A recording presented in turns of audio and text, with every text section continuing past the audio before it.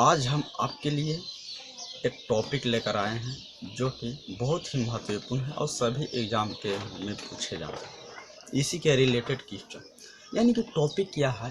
Topic है congruency यानी कि स्वार्गसम। कॉन्ग्रुएंसी यानी कि स्वार्गसम। चलिए स्वार्गसम हम देखते हैं कि स्वार्गसम है तो है क्या। यानी कि स्वार्गसम कोई मतलब नियम है या स्वार्गसम किसी चीज़ को रिप्रेजेंट करने का नियम है, तो उसी को आज हम समझने वाले हैं कि स्वार्गसम है तो है क्या। चलिए स्वार्गसम में क्या होता है कि थोड़ा समझ लीजिए। स्वार्गसम क्या होता है कि मान के चलो कोई एक फिगर है, कोई एक क्या है फिगर है, और दूसरे फिगर को एक अच्छी तरह से ढक ले तो समझिएगा कि वो क्या है, स्वार्गसम है। यानी कि मान के चलिए कोई एक कैलेंडर ले लेते हैं, कोई एक कैलेंडर ले लेते हैं, तो कैलेंडर एक प्रकार की है और समझिए एक दूसरे से मतलब रिलेटेड करते हैं, तो क्या उसका मतलब चौड़ाई ऊंचाई मतलब सभी बराबर तरीके से होता है कि नहीं होता है। यानी कि किसी पेज को अगर फोटो कॉपी करते हैं तो अगर जो पहला पेज था और दूसरा पेज था दोनों को मिलाइएगा तो क्या दोनों सब मतलब बराबर होगा कि नहीं होगा? होगा। तो वही के बारे में हम सीख रहे हैं आज कि कॉन्ग्रुएंसी मान के चलो कोई ए बी सी और दूसरा डी ई एफ, यानी कि इन दोनों त्रिभुज को इस त्रिभुज को उठा के अगर इस त्रिभुज में ला दे, इस त्रिभुज में उठा के इस त्रिभुज में लावे या ये त्रिभुज इसके अगर बराबर आ जाता है तो समझिएगा कि क्या है, कौन मतलब एक दूसरे का स्वार्गसम है। एक दूसरे का क्या है, स्वार्गसम। यानी कि अगर इस त्रिभुज का आकार ऐसे अगर बन जाता है, मान के चलो अगर इस त्रिभुज के लाने पर अगर आकार मतलब ऐसा बनता है, मतलब ये त्रिभुज बड़ा हो जाता है और ए वाला त्रिभुज ए बी सी जो है अगर ये छोटा हो जाता है तो ये आपका स्वार्गसम नहीं है। ऐसा क्यों? क्योंकि कि स्वार्गसम का मतलब ही होता है सभी अंगों से बराबर, यानी कि उसी को कहते हैं स्वार्गसम, ठीक ना।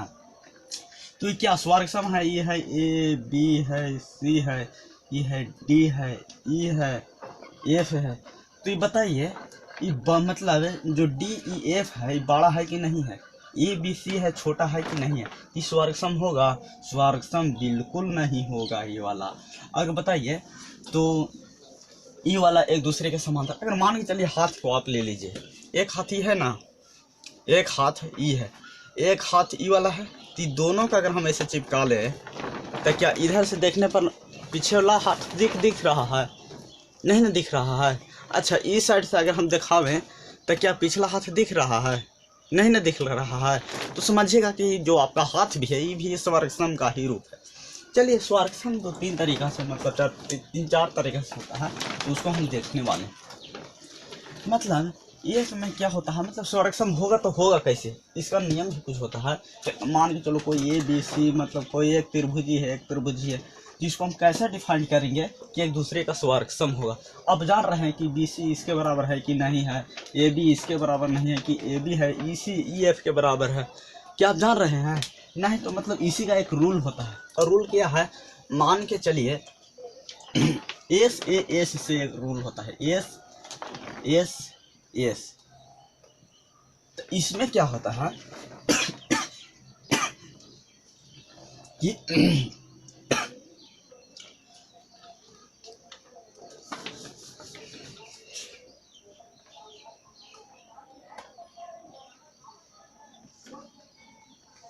देखो ए बी सी डी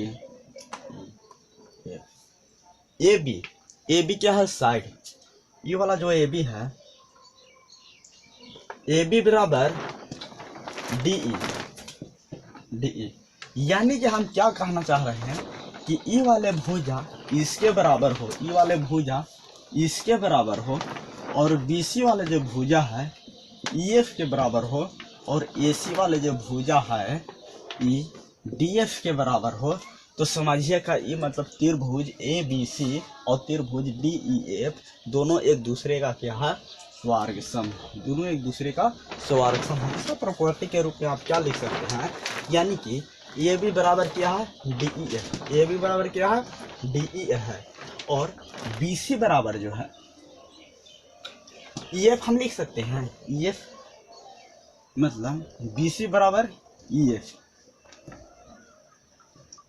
है कि नहीं है, बी सी बराबर ई एफ है कि नहीं है। तो आप देखिए, और एक अब क्या क्या है, मतलब ई वाला भुजा इसके बराबर है, बी सी भुजा क्या है ई एफ के बराबर है, और ए सी भुजा जो है डी एफ के बराबर है। ए सी भुजा क्या है डी एफ बराबर है। तो आप यहाँ पर क्या कर सकते हैं कि त्रिभुज ए बी सी स्वर्गसम, त्रिभुज डी ई एफ के क्या होगा मतलब स्वर्गसम होगा, ठीक है। यानी कि एस एस का मतलब क्या है कि मतलब एस एस का मतलब साइड, यानी कि सभी भुजा क्या होना चाहिए बराबर होना चाहिए, यानी कि ए बी भुजा डी ई के बराबर हो, बी सी भुजा ई एफ के बराबर हो, और ए सी भुजा डी एफ के बराबर हो, तो ये आपका स्वर्गसम होगा। अगर इस त्रिभुज की अगर इसमें हम जाकर चिपकाएंगे तो क्या होगा कि ओवरलैपिंग ना, और इधर से पलटेंगे तो दिखेगा ना, इधर से पलटेंगे तो दिखेगा, मतलब एक दूसरे का क्या होगा। अगर इस त्रिभुज के इसमें जाकर हम लगाएंगे कि डायरेक्ट त्रिभुज ऐसा ही होगा, एक पर ओवरलैपिंग के रूप में होगा, एक पर क्या होगा ओवरलैपिंग के रूप में होगा, ठीक ना। तो त्रिभुज आपका क्या होगा स्वर्गसम होगा। तो ठीक है, दूसरा वाला क्या करिए, दूसरा वाला देखिए, जिसको आप समझ गए होंगे फर्स्ट प्रॉपर्टी के रूप में है।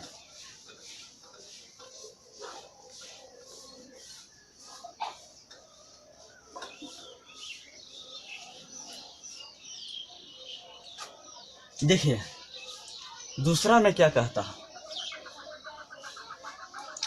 अगर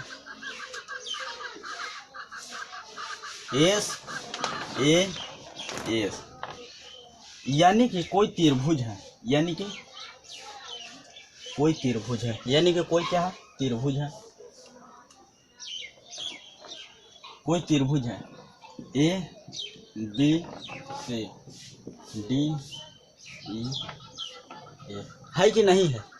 अब इस त्रिभुज में क्या करिए कि पहले क्या है साइड, यानी कि एक कोई साइड है A B side E D के बराबर है, A B side E D के बराबर है, और ए सी साइड डी ई के बराबर है, और इसके बीच वाला अगर कोण बराबर है तो समझिए कि ये वाला भी त्रिभुज क्या है एक दूसरे का क्या होगा स्वर्गसम होगा। यानी कि ऐसा क्यों, अगर कोई दो भी त्रिभुज में क्या कहा गया है कि अगर एक त्रिभुज दूसरे त्रिभुज में भुजा समांतर है और उसी के लिए मतलब दूसरे साइड वाला भुजा अगर बराबर है एक दूसरे का और उसके बीच वाला जो कोण होता है वो भी बराबर है, तो समझिए कि इन दोनों मतलब त्रिभुज है एक दूसरे का क्या होगा स्वर्गसम होगा। यानी कि क्या कहा गया है कि अगर ए बी बराबर डी ई, ए बी बराबर डी ई, इसको मतलब कोई अथी नहीं किया गया है, डिफाइन किया गया है, सिर्फ ई भुजा। यानी कि आप क्या लिख सकते हैं, अगर यहाँ पर ही नहीं लिए तो अगर ई वाला भी अगर बराबर करते हैं तो इसके बीच वाला क्या होनी चाहिए, इसके बीच वाला कोण क्या होनी चाहिए बराबर होनी चाहिए एक दूसरे के, ठीक ना, एक दूसरे का बराबर होनी चाहिए।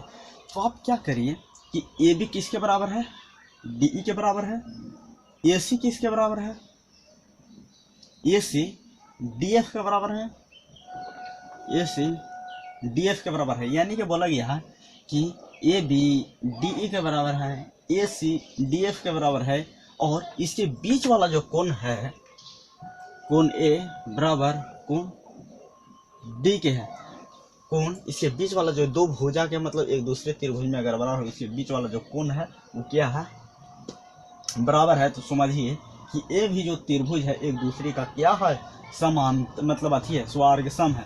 यानी कि त्रिभुज ए बी सी स्वर्गसम त्रिभुज DEF एक दूसरे का क्या है, वर्ग सम है। यानी कि पहला तो हम ए से मतलब सभी भुज आपस में क्या होना चाहिए, बराबर होना चाहिए। यानी कि त्रिभुज ए में त्रिभुज इसके बराबर है, त्रिभुज बी से त्रिभुज EF के बराबर है, त्रिभुज ए से त्रिभुज DF के बराबर है। तो ये वाला जो नियम पढ़े हम फर्स्ट वाला पढ़े।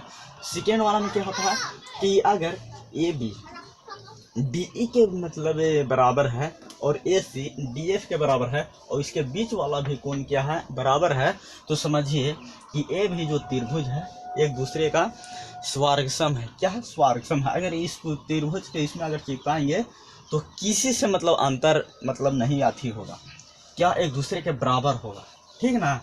चलिए सेकेंड वाला ये वाला भी समझ ही चुके। मतलब थर्ड वाला में क्या कहता है उसको बारे में देखते हैं।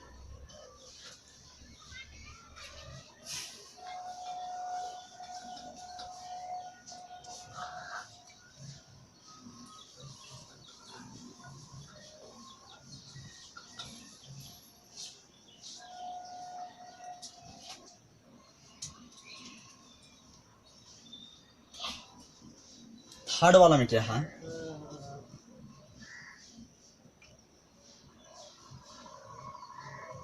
ASA यानी कि कोई त्रिभुज है, कोई क्या है, त्रिभुज है, त्रिभुज ABCDE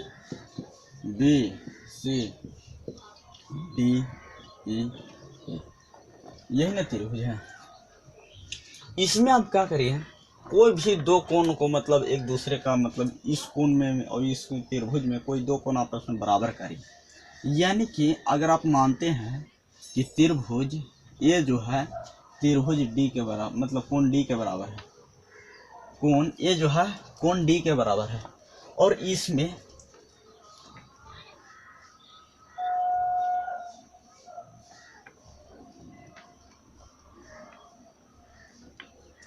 और कोण B जो है, कोण B जो है कोण E के बराबर है। कोण A कोण D के बराबर है और कोण B जो है कोण E के बराबर है और इसके ये दोनों कोण हैं और इसके बीच वाला भुजा, इसके बीच वाला भुजा, इसके बीच वाला भुजा अगर बराबर है तो ये भी त्रिभुज क्या होगा, स्वर्गसम होगा। यानी कि एक दूसरे का क्या होगा, स्वर्गसम होगा। यानी कि आप ऐसा है, अगर आप ऐसे भी मान सकते हैं कि अगर ये त्रिभुज इसके मतलब ई कोण के बराबर है, ये कोण ई कोण के बराबर है, अगर ये बीच वाला मतलब भुजा एक दूसरे के बराबर है तो ये भी क्या होगा, स्वर्गसम होगा। यानी कि यहाँ से आप डायरेक्ट कह सकते हैं चाहे ऐसे हो या ऐसे हो या ई वाला भुजा, अगर ई वाला भुजा लेना होगा तो कोण ई वाला के बराबर करना होगा। तो इससे आप कोई दिक्कत नहीं लीजिए। दिमाग में सिर्फ इतना रखिए कि कोई भी कोण है, कोई भी दो कोण है और उस भुजा जो है दो कोण के बीच वाले जो भुजा अगर वो बराबर है एक दूसरे का, तो समझिए कि वो भी क्या है, स्वर्गसम है। यानी कि बोला गया है कोण ए बराबर कोण किसके बराबर है, कोण D के बराबर है, कोण B कोण E के बराबर है और इसमें एक भुजा जो है ये भी बराबर किसके है, DE के बराबर है। तो ये भी क्या है, एक दूसरे का समांतर है। यानी कि त्रिभुज ABC स्वर्गसम त्रिभुज DEF ये क्या है, स्वर्गसम है। यानी कि आप समझ में तो आ ही गया होगा, ये भी क्या है, एक दूसरे का समांतर मतलब अति स्वर्गसम है, ठीक ना। तो इसको भी आप देखिए।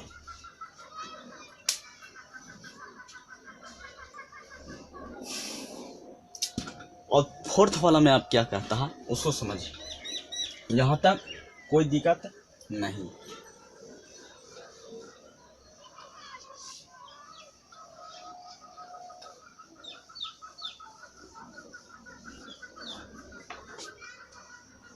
ऐसे देखिए यहाँ तक 3 तक का पढ़े मतलब त्रिभुज के मतलब अथी के पर्पज से मतलब स्वर्गसम है यानी कि प्रॉपर्टीज है। एक स्पेशल प्रॉपर्टीज होता है जो मतलब राइट एंगल ट्रायंगल के लिए होता है। राइट एंगल ट्रायंगल के लिए क्या होता है प्रॉपर्टी, उसको आप देखिए। यानी कि राइट एंगल ट्रायंगल में यह स्पेशल रूल में चलता है, जैसे में यानी कि कोई एक राइट एंगल ट्रायंगल है, यानी कि समकोण त्रिभुज है। क्या है? समकोण त्रिभुज है। ये भी दो समकोण त्रिभुज है, ए बी सी डी ई।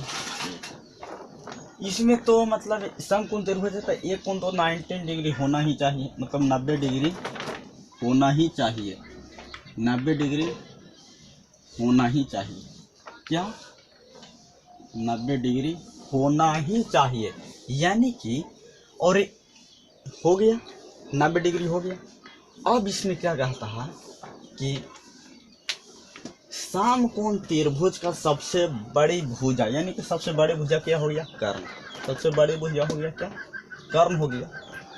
और कर्ण दोनों में बराबर होनी चाहिए। ये वाला इसके बराबर है, यानी कि ए बी सी में ए सी बराबर डी एफ है कि नहीं? इसी को क्या कहेंगे? कर्ण।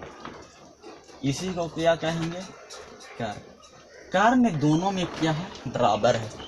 और फिर क्या कहा गया है कि कर्ण के बाद अगर एक भुजा ए बी है और एक भुजा क्या है? बी सी है, इसमें एक भुजा डी ई है, एक भुजा ई एफ है। और इसमें क्या कहा गया है कि दो भुजा शेष जो बचा उसमें से कोई भी एक बराबर है एक दूसरे का, तो समझिए कि एक त्रिभुज मतलब आर एच एस के अनुसार क्या होगा? स्वार्गसम होगा। यानी कि कर्ण तो है, एक भुजा ए वाला जो भुजा है इसके बराबर है, ए वाला भुजा इसके बराबर है, तो मतलब ए वाला भी भुजा इसके बराबर होगा ही होगा। तो आपको पता है कि ए वाला भुजा इसके बराबर है या नहीं? तो सोचिए हाँ, तो पता नहीं है। तो अगर ऐसा भी नियम आ जाए कि अगर ये मतलब दो समकोण त्रिभुज है, उसमें से एक कोई मतलब भुजा जो कर्ण है, एक भुजा जो कर्ण है, कर्ण आपस में क्या है? बराबर है। और उसके बाद कोई भी एक भुजा भी आपस में मतलब बराबर है, या ये वाला भुजा के ना करके अगर ये भुजा के अगर ना करके ये भुजा के ना करके अगर ये भुजा आपस में बराबर है, तो ये भी त्रिभुज क्या है? स्वार्गसम है। या तो ये भुजा बराबर कर दीजिए या तो ये भुजा बराबर कर दीजिए। अब देखिए इसमें क्या कहा गया है कि कर्ण यानी कि ए सी बराबर किसके बराबर है? डी एफ के। डी एफ ए सी बराबर डी एफ के बराबर है। और कोई भी एक भुजा बी सी जो है बराबर किसके है? ई एफ के बराबर है कि नहीं है? और आपको तो मतलब है एक हमेशा राइट एंगल ट्रायंगल में पता होगा कि कोई भी एक कोण जो है कोण बी कोण ई के बराबर है। राइट एंगल ट्रायंगल में तो मतलब अच्छी सी बात है, सिंपल सी बात है कि मतलब एक कोण 90 डिग्री का होता ही है, एक कोण तो हमेशा बराबर होगा। तो अगर इस मतलब प्रॉपर्टी पर आप चलते हैं तो क्या होगा? ये भी त्रिभुज आपस में क्या होगा? स्वार्गसम होगा। यानी कि आप बोल सकते हैं कि त्रिभुज ए बी सी स्वार्गसम त्रिभुज डी ई ए क्या है? एक दूसरे का क्या है? स्वार्गसम है। यानी कि इस त्रिभुज में भी आप पे मतलब लगा सकते हैं। यानी कि आपको ये कहते मतलब कुछ बच्चे मतलब कुछ स्टूडेंट सोचते भी होंगे कि अगर इसको ना करके कोई अगर ए वाला कर दिया जाए, ए भुजा इसके बराबर है, ए भुजा इसके बराबर है, यानी कि आप वैसे नहीं, अगर ए बी जो है डी ई के बराबर है और बी सी बराबर ई एफ के बराबर है, यानी कि आप ऐसे मतलब सोच रहे होंगे ए बी सी डी ई ए, ये कोण तो 90 डिग्री का होगा ही होगा। अगर इसको ना करके कर्ण वाला के ना करके अगर ई वाला ए बी भुजा इसके बराबर है और बी सी भुजा ई एफ के बराबर है, तो ये भी त्रिभुज आपस में क्या होगा, स्वर्गसम होगा। लेकिन हाँ, ये रूल आप पढ़ चुके हैं कि क्या, ए से ये कौन वाला ए एस, यानी कि ए से ए एस आप पढ़ चुके हैं कि ई वाला जब भी होगा स्वर्गसम तो किससे होगा, ए से होगा। ए से फिर उसके बाद क्या है, ए है कि नहीं, उसके बाद क्या है, ए से है कि नहीं है। तो ई वाला मतलब जो मतलब त्रिभुज स्वर्गसम होगा, ये होगा इसके अनुसार। लेकिन अगर ऐसे मतलब क्वेश्चन में दे दिया जाए कि अगर कर्ण दोनों में बराबर है, अगर कोई एक भुजा भी बराबर हुआ हो राइट एंगल ट्रायंगल में, तो वो त्रिभुज जो स्वर्गसम होगा वो किससे होगा, और एच ए से। और ये रूल हमेशा चलता है राइट एंगल ट्रायंगल मतलब समकोण त्रिभुज में ही चलता है, ठीक ना। तो इसके बारे में तो अब ध्यान से मतलब देख चुके। ऐसे